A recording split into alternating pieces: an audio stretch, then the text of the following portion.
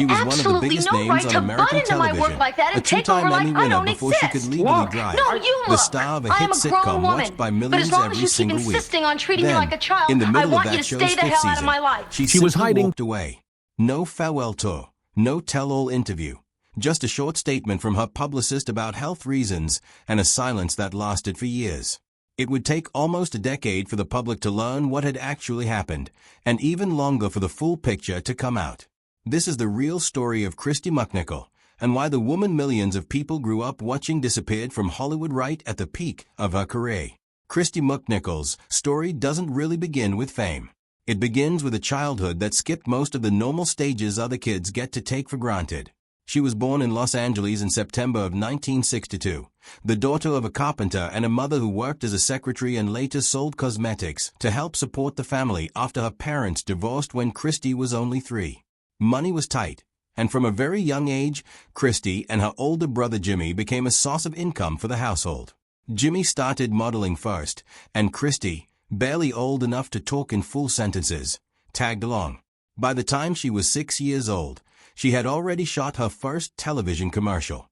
Within a few years, the two siblings were a regular presence in advertising, appearing together in campaigns for everything from cereal to toothpaste. Their mother eventually stopped working her day job entirely and became their full-time manager, because by the early 1970s, the auditions were no longer just a hobby. They were paying real bills.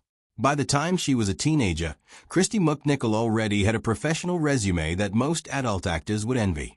She picked up guest appearances on major shows of the era, including Starsky and Hutch and The Bionic Woman, and in 1974 she landed her first ongoing television role, playing a young girl named Patricia Apple on the CBS family drama Apple's Way.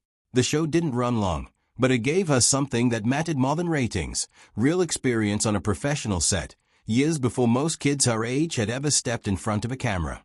She and her brother even tried their hand at music, releasing an album together in 1978 that produced a minor charting single. It wasn't a massive hit, but it added another layer to her public image. She wasn't just an actress anymore. She was becoming a genuine teen idol. Everything changed in 1976, when 13-year-old Kristy McNichol was cast as Letitia Buddy Lawrence on the ABC drama Family. This wasn't a light-hearted sitcom role. The show tackled subjects like divorce, identity, and the messy, uncomfortable parts of adolescence that most television at the time avoided completely. Buddy was written as a genuinely complicated character, sensitive and sharp and often lost, and McNichol played her with a kind of honesty that critics found hard to explain. People didn't just say she was a good actress. They said she felt real, like they were watching an actual teenager rather than a performance. That authenticity earned her 2 Emmy Awards for the same role, one in 1977 and another in 1979, making her one of the youngest performers ever to win the award, let alone win it twice. She hadn't even gotten her driver's license yet. When Family ended in 1980, there was no pause button for Kristy McNichol to figure out who she was outside of a script. Hollywood doesn't really work that way, especially not for a performer whose success made the offers come in faster than ever. That same year, she starred alongside Tatum O'Neal in Little Darlings, playing a tough, streetwise teenager hiding real vulnerability underneath a hardened exterior.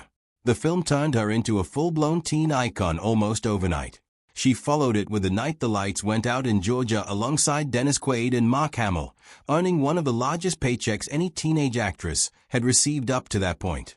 A year later, she took on an even heavier role in Neil Simon's Only When I Laugh, playing the daughter of a recovering alcoholic, a performance that earned her a Golden Globe nomination. On paper, it looked like an unstoppable run.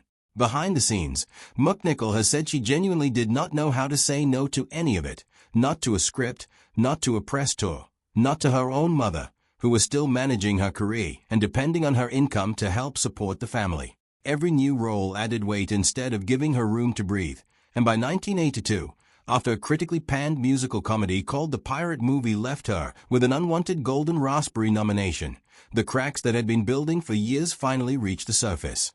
That same year, Kristy McNichol traveled to the French Alps to film a drama called Just the Way You Are, in which she played a young musician learning to live with a physical disability.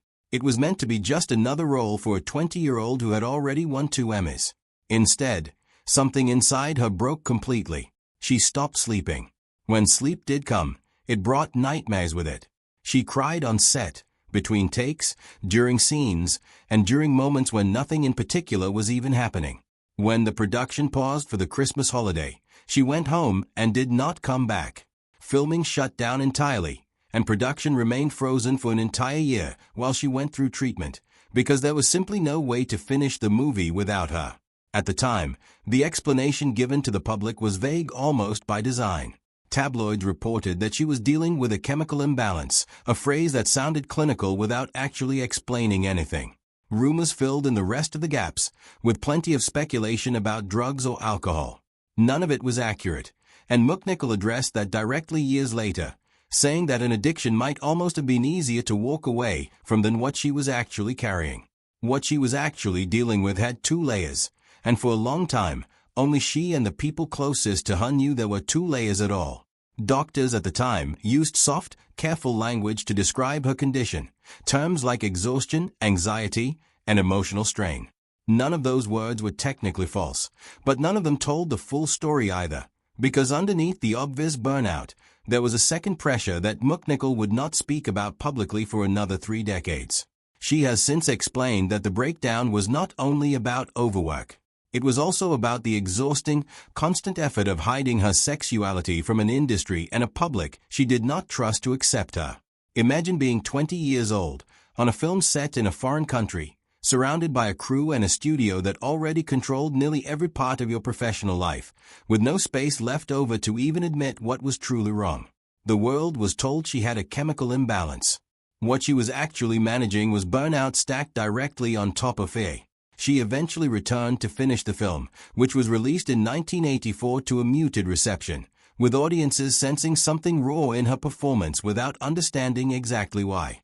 She kept working for a while afterward, taking on smaller films and television movies that came and went without much notice. The industry had quietly started moving on, and in a different way, so had she. At one point during this period, she stepped away from acting altogether for a short stretch and actually trained and worked as a hairdresser, an almost unimaginable detour for someone who had recently been one of the most recognizable faces in the country. It wasn't a publicity stunt or a calculated reinvention. It was someone trying to find out whether there was a version of her life that didn't involve constantly being watched. She eventually returned to acting, picking up smaller roles that mostly passed without much attention, a noticeable come-down from the Emmy-winning run she'd had just a few years earlier. The years following her return from France were quieter in public but harder in private. McNichol has described struggling with insomnia, sudden mood swings, and stretches of overwhelming sadness that didn't seem to match anything happening around her. That pattern eventually led doctors to a diagnosis of bipolar disorder, although it would be years before she used that word publicly herself. Through this difficult stretch, her brother Jimmy stayed close, at times moving in with her to help her get through the hardest days, cooking, managing the household, and simply making sure she wasn't alone. By her own account, it was one of the only periods in her adult life when someone else was actively taking care of her instead of the other way around, which was a strange reversal for someone who had effectively been the responsible one in her own household since she was a child. In 1988, something steadier finally arrived. NBC cast her as Barbara Weston on Empty Nest, a spin-off of The Golden Girls, in which she played a police officer living with her widowed father.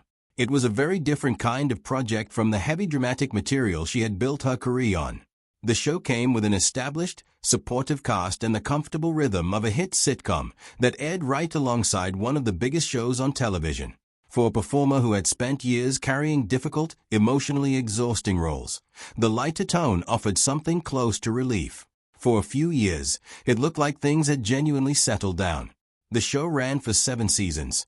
And for much of that run, McNichol appeared to fans like she had finally found the kind of professional home that had eluded her since family ended. But things had not settled underneath the surface. The same difficulties that had pulled her under years earlier kept returning quietly, even while audiences watched her deliver a steady, funny performance every single week with no visible sign of what was actually happening once the cameras stopped rolling. Then, in 1992, midway through the show's 5th season, Kristy McNichol left Empty Nest without any real public explanation. Her publicist issued a brief statement citing health reasons and offered nothing further. There were no interviews, no follow-up comments, no details of any kind. For a performer who had been a fixture on American television for almost 2 decades, the silence was jarring, and it created exactly the kind of vacuum that tabloids are always eager to fill with speculation. It would take nearly 10 years for the real explanation to surface. In 2001, McNichol confirmed publicly that she had been diagnosed with what was then commonly referred to as manic depression, known today as bipolar disorder, and that this diagnosis, not scandal, not addiction, not simple burnout, was what had actually pulled her away from a hit show in the middle of its run. She explained that she simply hadn't been ready to discuss something so personal while it was happening, but that enough time had passed for her to want people to hear the truth directly from her rather than continue guessing. That disclosure mattered beyond her own career. At a time when mental illness, and bipolar disorder in particular, was rarely discussed openly by public figures, McNichol naming her own diagnosis was a quiet but meaningful risk. She returned once more, briefly, for the Empty Nest series finale in 1995, giving longtime fans something like a proper goodbye. After that, aside from a couple of voice roles in animated projects during the late 1990s, she stepped away from screens entirely, this time on her own terms. In the years after leaving Hollywood, Kristy McNichol built an ordinary life out of the wreckage of an extraordinary one. She began teaching acting at a private school in Los Angeles, filled her days with yoga and tennis, and surrounded herself with rescue dogs, developing a particular fondness for miniature dachshunds. She has said that her dogs never cared whether she was famous, a kind of indifference that stood in stark contrast to almost everything else in her life up to that point. Her students, by most accounts, valued her honesty about the entertainment industry as much as anything she taught them technically. She had lived through the version of Hollywood that quietly wears people down, and she didn't pretend otherwise in front of a classroom. But for 2 decades after stepping out of the spotlight, she kept one more piece of her story private, the same piece that had partly driven her toward the breakdown in France all those years earlier. For most of her career, speculation about her sexuality had simply floated around unanswered, the kind of rumor tabloids loved hinting at without ever confirming. McNichol never engaged with any of it publicly, one way or another. Then, in January of 2012, at 49 years old, she finally chose to say it herself, through a public statement from her representative. She confirmed that she was gay, and that she had been in a relationship with her partner, Marty Allen, since the early 1990s. It wasn't framed as a comeback or calculated press strategy. It was a short, direct statement. And the reason she gave for making it was less about herself and more about other people, particularly young people who felt different or were facing bullying over their sexuality. She wanted them to know they weren't alone. The timing carried its own weight too. Coming out at 49, after decades of staying silent on the subject entirely, meant she was speaking from the other side of exactly the kind of fear she hoped to help other people avoid. Marty Allen, for her part, has never sought any spotlight of her own. She had worked in television and behind-the-scenes entertainment roles years earlier, but by the time the relationship became public, she had already moved into a quieter, private life separate from Hollywood, and she has remained there since, declining to speak about the relationship in any real detail even after the announcement made headlines. People close to the couple have described their decades together as steady and largely uneventful in the best possible sense. 2 people who built a life around routine, privacy, and each other, without the chaos that had defined so much of McNichol's career.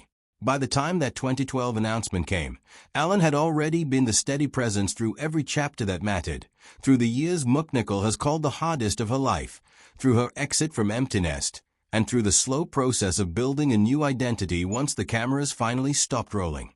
Today, Kristy McNichol is in her 60s and still living in Los Angeles. She still teaches occasionally and still appears at fan conventions, where people who grew up watching Family or Empty Nest line up to tell her what her work meant to them. Her net worth, built largely from decades of royalties, reportedly sits somewhere in the millions, though by her own account, that has never been the measure she uses for her own life. She has said the years since leaving Hollywood have felt happier and more settled than almost anything that came before them, the kind of ordinary contentment that never once made it into the headlines written about her during her years of fame. She has talked about enjoying simple things now, traveling when she can, singing just for the enjoyment of it, and living at a pace that has nothing to do with call sheets or contracts. What defines her story isn't really the disappearance itself. It's what was true underneath it the entire time. A child who began working before she was old enough to understand what she was agreeing to. A teenager who helped support her family's finances before she was old enough to drive. A young woman who broke down on a film set partly from sheer exhaustion and partly from hiding something about herself she didn't yet feel safe naming out loud. And eventually, a woman who chose, twice, entirely on her own timeline, to tell the truth anyway, once about her diagnosis, and once about who she loved. Both times, she was the one who decided when the world would find out, rather than letting a tabloid or a leaked story make that decision for her. That kind of control meant something for someone who, as a child, had almost nothing about her own life actually in her own hands. She didn't vanish because Hollywood pushed her out, and she didn't vanish because of any scandal. She stepped away because staying would have meant continuing to hide two things that were quietly wearing her down at the same time, and at some point, she decided that her own peace mattered more than anyone else's curiosity about her private life. More than 3 decades later, the woman millions of people once knew only as a character on their television screen turns out to have had a far more human, far more ordinary story underneath all that fame than anyone watching at the time ever got to see. So here's a question worth sitting with. If Kristy McNichol had felt safe enough to share either part of her story 10 years earlier than she did, would the Hollywood of that era have